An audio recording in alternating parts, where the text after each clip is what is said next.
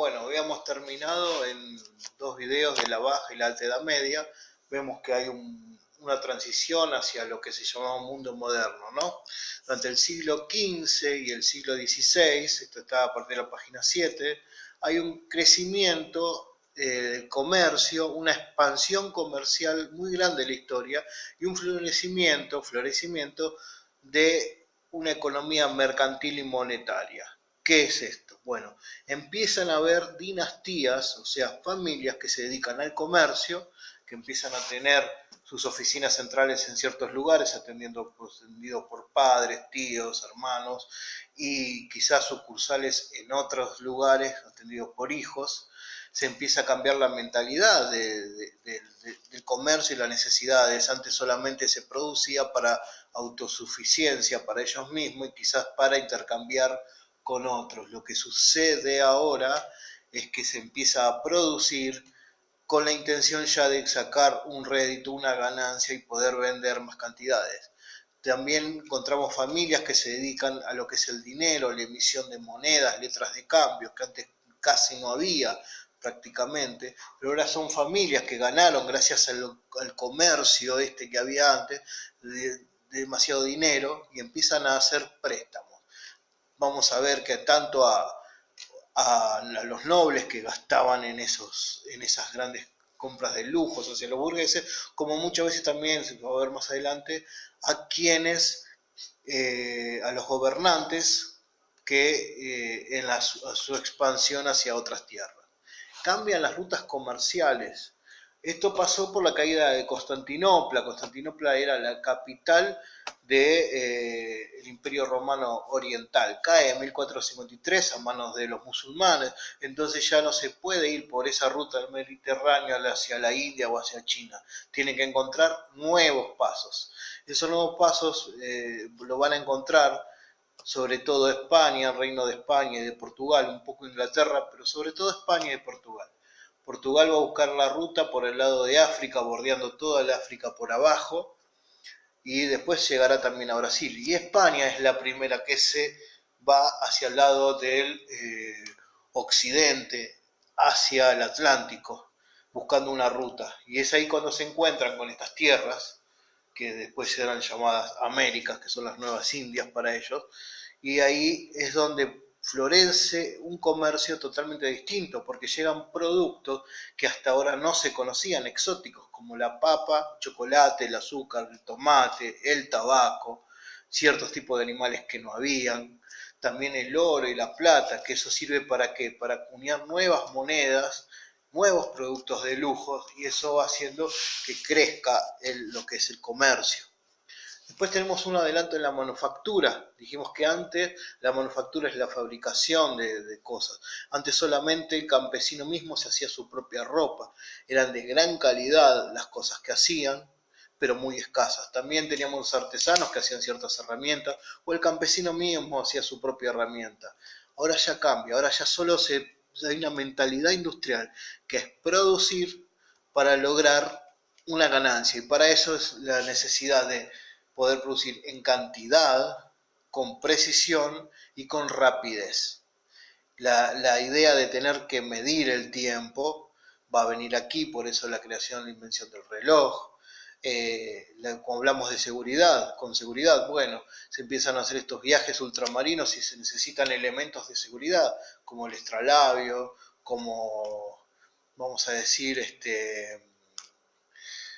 todas aquellas herramientas que permitía, ¿no?, el tránsito hacia irse por el mar, como no me salió el nombre, la brújula, y todo tipo de la cartografía empiezan a hacer también acá. Vamos a encontrar que hay ciertos inventos, como lo encontramos en el libro, en la página 8, la metalúrgica empieza a crecer de una manera impresionante, se empiezan a usar clavos, alfileres, se empieza a, quizás los tenedores y esas cosas de uso doméstico empiezan a hacerse de hierro, se empiezan a construir hornos grandes, pesados, hornos de muchos kilos. También con el tema de la fuerza del vapor, la máquina del vapor se empieza a inventar acá y utilizar para las fábricas. No era que no existiera, lo que pasa es que no estaba esa mentalidad de usarla para producir más. Tenemos en el tema del editorial, pues tenemos la máquina de imprenta que fue inventado a los hermanos Gutenberg en Alemania. Eso dio, por ejemplo, el poder imprimir libros en grandes cantidades y que llegue el conocimiento a la gente, sobre todo a la burguesía ahora en este momento. Primer libro que se ha escrito y que se ha sacado por medio de la imprenta fue la Biblia en 1457. Antes los libros los escribían en manuscritos, se hacían, lo escribían los monjes, eran libro era pasado, libro por libro era escrito con la mano. Entonces era muy poca cantidad y solamente estaban o en las abadías o en los monasterios, o quizás algunos nobles los tenían. Pero el conocimiento no llegaba a la gente normal, ni a los burgueses, y menos a los campesinos. También la imprenta dio lugar a la producción del papel, se dejó ya el pergamino, ahora ya se usa más el papel. Hay nuevos armamentos, la necesidad, al tener más gente, estos reinos empiezan a tener más guerras entre ellos. Ya no es que tienen que salir a defender a los campesinos de los bárbaros, sino que ahora empiezan a defenderse de reinos entre reinos. Entonces, otros tipos de armamento, armas de fuego, no la piedra, el cañón de piedra que se usaba antes, sino ya con pólvora. Después los relojes, la invención del reloj, la necesidad de medir el tiempo. Los primeros relojes estuvieron en las abadías, ¿no? En las iglesias, catedrales. Después también el vidrio y el cristal. Habían vidrios oscuros, muy opacos. Ahora ya se empieza a lograr la transparencia y algo más refinado, igual que los muebles, ya son cosas más refinadas. Siempre sepamos que esto del vidrio y de los muebles va a estar más por el lado de la nobleza y algunos que otros burgueses. Otra cosa que se da muy importante es un cambio social, de la estructura social. En la Edad Media teníamos campesinos y señores. Vamos a agregar al clero, a la iglesia dentro de los señores feudales. No había un traspaso de un campesino, no podía pasar a ser un señor, ni un señor iba a pasar a ser un campesino nunca. No estaba eso ni siquiera en la mentalidad y no estaba en la posibilidad, ¿no? Ahora empieza a surgir un nuevo estrato social que es el burgués. El burgués aparece y tenemos campesinos, burgueses y nobles. Y empieza a haber una movilidad social, porque muchos campesinos que fueron liberados, como vimos en la Edad Media, ¿no?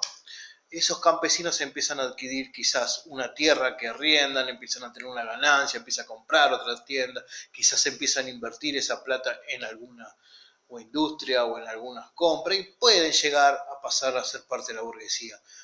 Hubo gente de la burguesía que pasó a la nobleza porque se adineraron de una gran manera, pero estos eran muy pocos, muy escasos, no pasaba mucho, casi nunca. La nobleza nunca iba a aceptar que pasaran a su estrato social. Estos tres grupos es campesinos, burgueses y nobles. Vamos a encontrar que había mucha gran cantidad de campesinos igualmente. No es que se acabaron, porque la economía era totalmente agraria. Vivían en algunas casas, en una casa con muy pocos lujos, quizás era mucho, la familia entera vivían en una sola casa, se dedicaban al cultivo, a la tierra, todavía seguían fabricando para ellos, pero también se les llevaba cosas para fabricar y poder después venderlas. Después tenemos los burgueses, se desarrollaron sobre todo en la ciudad, como habíamos dicho en un video anteriores, tenían diferentes modos, ingresos de vida, algunos de los grandes mercaderes, otros eran banqueros, otros pequeños comerciales, los artesanos, ¿no? La movilidad social acá solo se daba en extractos muy altos y en muy poca cantidad, ¿no? Y la nobleza era muy poca, era muy poco, era la nobleza, pero tenían sus rangos. Teníamos primeros a los